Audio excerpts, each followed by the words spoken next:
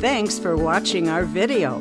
Make sure to subscribe to the Old Stone Church YouTube channel.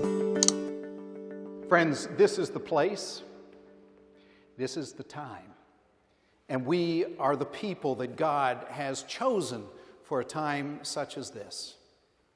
May our hearts be open, may our minds be stilled, may our imaginations be stirred, that we might welcome the Spirit of the living God into our hearts, into our lives, and into this world once again. Praise be to God. Amen. Folks, I want to talk to you today about something I consider a holy dilemma. A dilemma that every single one of us as Christians will experience every now and then.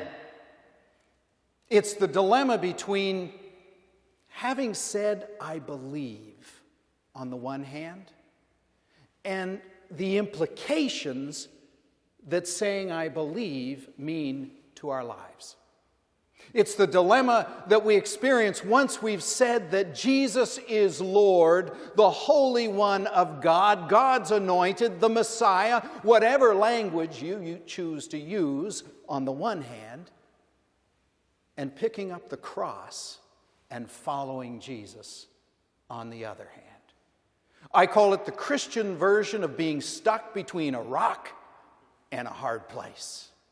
The rock of our confession on the one hand, the hard place of carrying the cross on the other. Now, don't feel too discouraged about the dilemma. We've all experienced it. We all will experience it again and again. Every now and then, we're all experiencing that holy experience of being stuck between the rock and the hard place. But let me tell you, we're not the first ones to experience the holy dilemma. In fact, I think the first person to experience being stuck between a rock and a hard place in faith was Peter 2,000 years ago.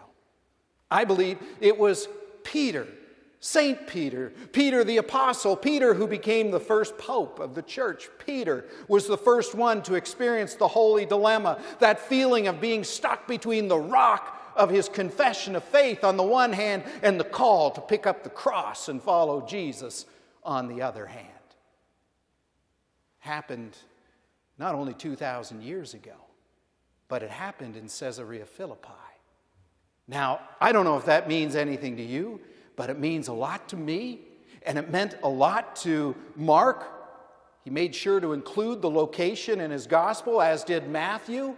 If I was a realtor, I would be saying location, location, location, and I would have you open your Bibles and draw a circle around the name of that region, Caesarea Philippi, because it's really, really important that Peter made his confession there.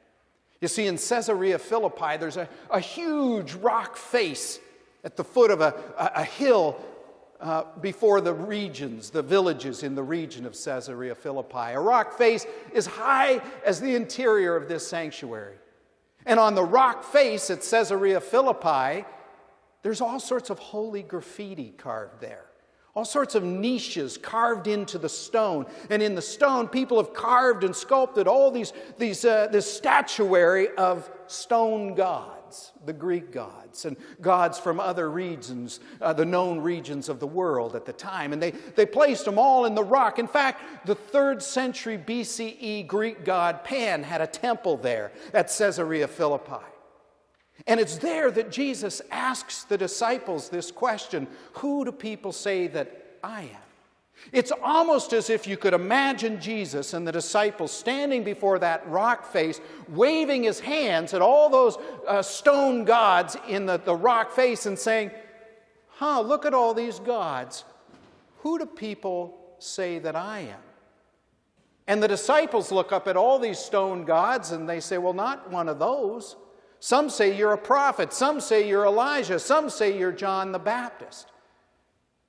And then Jesus confronts the disciples with the very question every one of us as a Christian has been confronted with at one time or another and will be confronted with over and over again.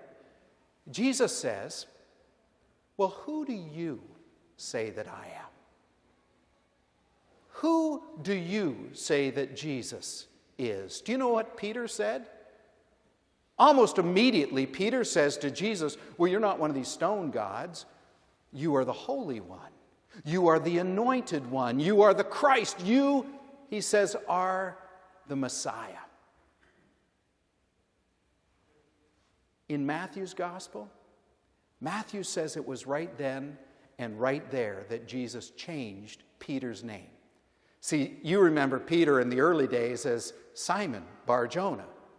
And Matthew says it's right there in front of this rock face and all these stone gods that Jesus says, right, Simon Bar-Jonah, right, Simon, son of Jonah, but you will no longer be called Simon Bar-Jonah. You will be called Peter, which in Greek means rock. Isn't it important that we remember they're in front of this rock face and these stone gods, that Jesus says to Peter, you will now be called rock. And upon this rock, the rock of your confession of faith, the rock of your I believe you are the Messiah, I will build my church. Not upon a stone wall. My church will not worship these stone gods etched into the wall at Caesarea Philippi. My church will be built upon a confession of faith. Your belief in who I am. Well done, he says, Peter. You've answered correctly. Actually, Jesus didn't say that. He just said, you will be called Peter. Upon this rock I will build my church. It must have made Peter feel pretty good. Jesus gave him this new name, the rock. They're going to build the church on the foundation of my confession of faith, on the foundation of belief in a living God, not a stone God. And almost in the same breath, Jesus says to the disciples, tell nobody. Don't tell a soul. You see, the Son of Man will be handed over and tried by the elders and the chief priests and the scribes, the authorities, and he will be persecuted and he will be crucified and he will be raised on the third day. And you remember, Peter didn't take that very well, did he? All of a sudden, Peter's moving away from the rock of his confession, the rock of his faith, and toward this hard place, this knowledge that the one he loves and worships and believes in is going to be persecuted and crucified. And then to make matters worse, Jesus said, look, if anyone wants to follow me, you need to pick up your cross. You need to deny yourself. Pick up your cross and follow me. Peter is stuck between a rock and the hard place of carrying the cross. In fact, Peter tries to get Jesus to change his mind, tries to convince him, no, say it isn't so, Lord. But Jesus, it says, takes Peter aside and then turns to the crowd so everybody can hear it and rebukes Peter. He said, no, get behind me, Satan, for you are setting your sights not on divine things, but on human things. Pick up your cross and follow me. Talk about being stuck between a rock and a hard place. Talk about a holy dilemma. Peter believes with his heart of hearts that Jesus is the Messiah, but now the Messiah is telling him that the Messiah is going to be crucified, and he's got to pick up a cross and follow. And he knew where crucifixion happened. He knew where that cross would lead, to that human compost heap just outside of the city of Jerusalem. It's where the empire strung people up to intimidate them with fear, to crush and keep down would-be uprisers against the empire. And Jesus is saying, pick up your cross and follow me. Deny yourself. It must have been so confusing for Peter, stuck between a rock and a hard place. Well, guess what? You and I have an advantage over good old St. Peter, don't we? See, you and I have an advantage over at least Peter in that moment because we live on the other side of that persecution. We live on the other side of that crucifixion. We live on the other side of Easter. We know how the story turns out. And so we get a sense that if I'm being asked to pick up the cross, at least I know it's leading ultimately to someplace good. I'm not sure Peter quite understood it at that point. But you and I, we've got 2,000 years of Christian history behind us, 2,000 years of cross-carrying history lifting us up, strengthening us, helping us understand what it means to carry a cross. As much as we may feel stuck between a rock and a hard place, we at least understand that there are blessings associated with a cross-carrying ministry. We know that there are blessings associated, blessings given to those who pick up the cross and follow in the footsteps of Jesus. First and foremost, think about all the junk of our lives that we have to set down in order to pick up a cross. Think of all the God-image diminishing experiences of our lives, the junk that destroys the image of God within us that we have to set down in order to pick up that cross. You know, it's interesting to me that when Jesus called Simon, before he was Peter, Simon and his brother Andrew, and James and John, those sons of Zebedee, Mark was very intentional in saying that they dropped their nets and they followed Jesus. You all remember that if you went to Sunday school or you were here 2 or 3 weeks ago. We remember Mark saying immediately they dropped their nets and followed Jesus. So their hands are empty, aren't they? Their hands are empty. They're not holding on to anything except this interest, this curiosity in this one who has called them away from the sea. They've dropped their nets and followed Jesus. And now in this one moment, in this one mysterious moment where the curtain gets drawn back and Peter confesses his faith in Jesus, Jesus knows now their hands are ready to receive. He knows, Jesus knows their hands are now ready to receive the cross and to start carrying it. You know, you can't carry a cross if you're carrying a grudge. You can't carry the cross if you're hanging on to your bitterness. You can't carry a cross if you're hanging on to your need to be right, your need to win, to the need to have your ego stroked, your need to you can't hold a cross if you're hanging on rungs of a ladder trying to get as high as you can on that social status climb. No, deny yourselves, Jesus said. You get to put all that junk down. You get to let go of all those things you were probably never meant to be carrying in the first place. Your sadness, your grief, your heartache, your anger, your outrage, all that.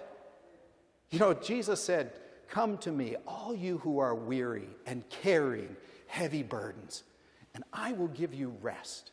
For my yoke, it is easy, my burden is light." You know, you don't really start to get that until you start setting down the things you were never meant to carry and you start picking up that cross. You start to live free of all those things that have been diminishing the image of God within you.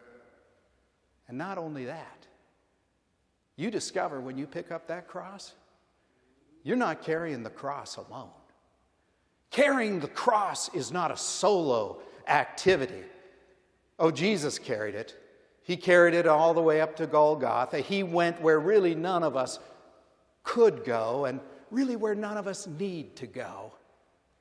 Someone once said that Jesus died for us. He wants us to live for him. We live as we carry the cross and discover that we're not carrying it by ourselves. We belong to the body of Christ, a movement called Christianity that carries that cross with and for one another and out into the world. We carry it together. I don't know if you remember last year about this time of year, it was during Lent, I had Beth before worship set up a little table down in front of the communion table, and we placed the cross down on a lower table so at children's time I could gather the kids around the cross. And I said to them, "Do you think that cross is very heavy?" And some said, "Yeah," and some said, "No, I could pick it up." And I said, "Well, why don't we try and pick it up?" And someone, I don't remember who it was, one of our kids, and tried to pick the cross up and couldn't. barely could do it. It's so heavy. And you can see, this brass, and it's got a big marble base. It's a lot of weight. I said, well, how could we pick up this cross? And one of the kids says, what if we picked it up together? Do you remember? And we put all our hands under the arms of the cross, and some on the stem and some at the base. And I said, 1, 2, 3. And we were able to lift that cross together. That's the blessing of the cross. When we pick it up, we discover we're not carrying it alone. Sometimes we forget that. Sometimes I forget it. I'll tell you, when I first moved here to Cleveland in 2008, Beth and I, we lived downtown. In 2008, downtown was kind of a tough place. It was a rough place. Some of you remember it very well. It's still kind of a challenge some days. But during the first few years living in downtown Cleveland, I found myself getting discouraged, worn down by the need in our city, by the poverty and hungry, and by the panhandlers in the city. Constantly. People, for some reason, I don't know, maybe it was the red hat I used to wear at Christmas time, and people recognized the pastor of Old Stone Church. Hey, pastor, got any money? And I was always felt caught in that place, that rock, between a rock and a hard place. On the one hand, as a Christian, I wanted to act with compassion. I wanted to act with mercy and kindness. But on the other hand, as a Christian, I didn't want to be really subsidizing somebody's addiction. I didn't want to be giving somebody some cash so that they could use their money on drugs or alcohol or at the casino and use my money to get something to eat. Or maybe they'd just use my cash and go to the pub, the bar. I was torn. I was between a rock and a hard place. How am I as a Christian going to respond to this? Some of you know that I don't carry cash. Just so I can be really honest when I say, sorry, I don't have any cash. Sometimes I'll take people for a bite to eat, take them out to get something to eat. Here, let's go get a sandwich if I'm there in that place. And let me give you permission. If somebody's asking you for help, if your heart feels like helping, help. If it doesn't, don't. It's that simple. There's no judgment. But let me open up the image a little wider for you. Because what you realize after a while, and this is where I came to in my prayers about 6 or 7 years ago, I said, Lord, I'm torn. I don't know how to do this. I live among these people who have needs. And God said to me, Mark, this is not a cross you have to carry by yourself.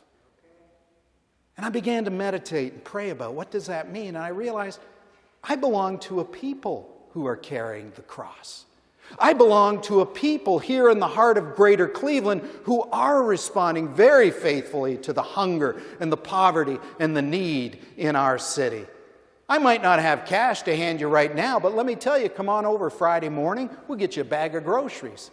We used to have a Saturday morning food program. We volunteer and supported Bethany meals. We fund so many social services and food programs and hunger programs and homelessness and all sorts of programs throughout this city. I belong to a people who are carrying the cross together. Boy, it made me feel so much lighter. I could put down that anxiety, that stress, that worry about whether I should or shouldn't be helping. I am helping because I belong to a cross-carrying people at the Old Stone Church. And as some of you know, because some of you are here, sometimes that frees us up just to have prayer together on the street. Frees us up just to see each other and talk to each other without a feeling of a need to manipulate one another or tell the story that I often gets told on the street. I've got a job waiting for me here. I've got a job there. Help me get back to my home in such and such suburb. How'd you get down here in the first place? But you know what? If we can set aside all that, we can see each other face to face and have real, genuine conversation and prayer, even on the street. And I often tell folks, when are you going to come down to the Old Stone Church and let Jesus work some miracles in your life? When are you going to come down to Old Stone Church? Pick up the cross and join us in our cross-carrying ministry. And some of you have. It's good to see you here today. When we pick up that cross, there are blessings for us. We get to put down all the junk we are never meant to carry before. And we discover we're not carrying the cross alone like the kids in our church on a Sunday morning. We're lifting it up together, and it's so much lighter when we carry the cross together. I'll tell you what else we get to discover. An incredible joy that maybe we never imagined possible. See, when we pick up the cross together and follow in the footsteps of Jesus Christ, we get to be Christ for one another and for the world. When we carry that cross of selfless, die-on-a-cross love, when we carry that cross of compassion and humility and gentleness and kindness, we get to reveal something of the risen Christ that dwells in us even now. When we carry that cross, people might not recognize it as Christ, but they might recognize it as something holy, something sacred. Look at these people. I can't put my finger on it, but my goodness, they're doing something I don't see very often in this world. I don't know how many of you are aware that Tuesday marks the 6th anniversary of the school shooting in Chardon. But that's not what I want to talk to you about today. I want to talk to you about what happened after the shooting. See, some of you will remember in the days after, the kids and the parents and the families and the communities had to come together and figure out how are we going to move forward. You may remember that in the days before the school reopened, that the principal allowed for a walkthrough of the school. You know, that's an age, isn't it? When you're in like junior high all the way through really to college. That was a time I went through a lot of anxiety, a lot of uncertainty about the world. Oh my gosh, it looked like such a bleak place. And then to have lived through a school shooting, what's that do to a person's identity, their security in the world, about themselves and the world around them? I think that principal was brilliant. You know, they came in, they painted the classroom where the kids were killed. The teacher came in early, rearranged the seating chart, except for the table where the 3 students were killed. The teacher left the table as it was, as a kind of marker, as a holy place where kids had left notes and flowers and stuffed teddy bears and other stuffed animals in memory of these kids. That table stayed. But the day that those kids had to go back to school, kids from other high schools throughout Geauga County got themselves organized online. And they showed up before school started. And they lined the walkway leading up to the school in this incredible gauntlet of love. Over 100 kids from other schools stood along that walkway, and they held signs proclaiming the words of a Chrissy Hine Pretenders song. Some of you know Chrissy Hine. She's from Akron. Pretenders was a big band of my youth and still is in some ways. But they had signs that proclaimed her song, "I'll Stand By You."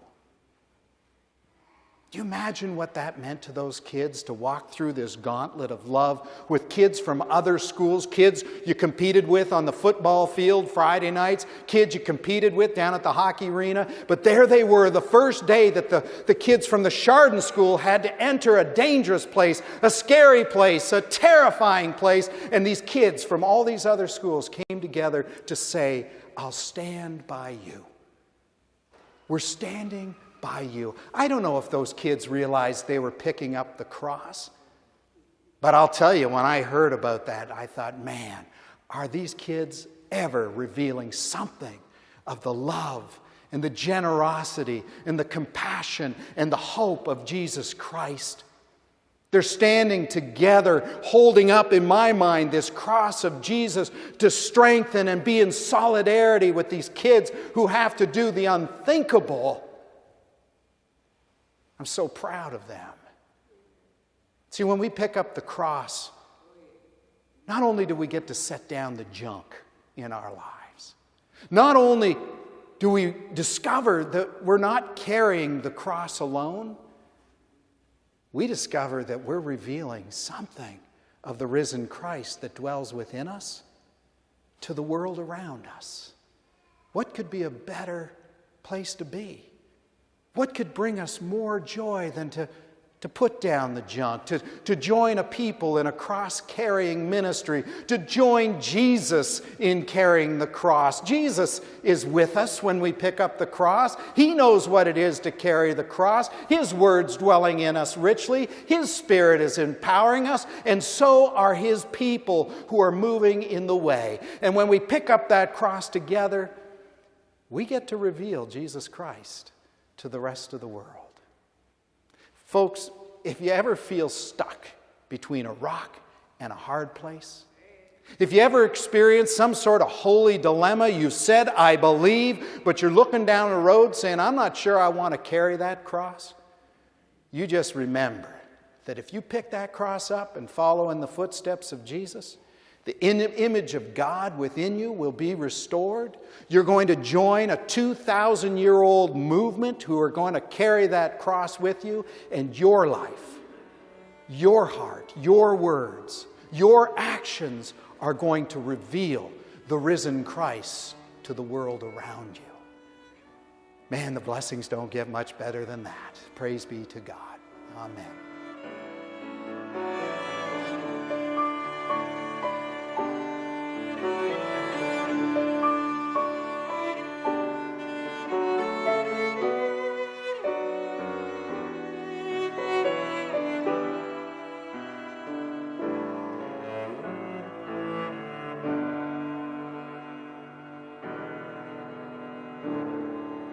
Thanks for watching our video. Make sure to subscribe to get the latest and greatest videos from the Old Stone Church. And if you feel blessed by our message, please go to theoldstonechurch.org and click Donate. God bless you today and forever. The Old Stone Church. We've been loving Christ and serving City since 1820.